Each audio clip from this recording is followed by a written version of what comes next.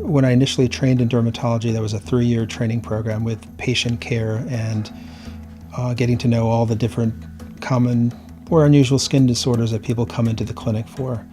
Whereas later on you can do a fellowship, which is a year or 2 extra training in a very specific aspect of dermatology. And for me, I chose pathology to be able to evaluate slides under the microscope from the biopsies that we would be taking in clinic.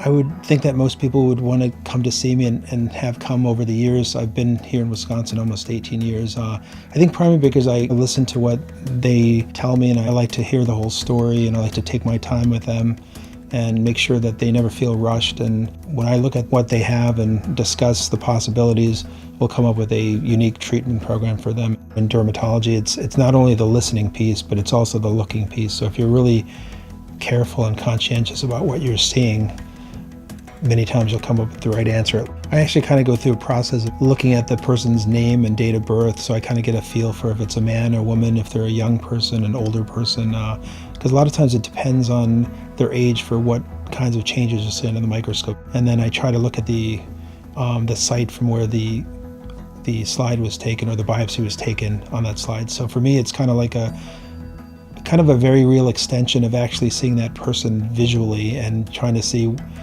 imagine what it might look like on the skin first before it came off.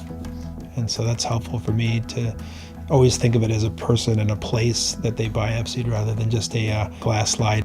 I really like the visual aspect of dermatology and the fact that it encompasses all fields of medicine, surgery, immunology, pathology. Being that one person who can put it all together, or at least add more information to make the best diagnosis for that patient in whatever state that slide came from, that's kind of what gets me through the day and makes me feel pretty happy at the end of the day.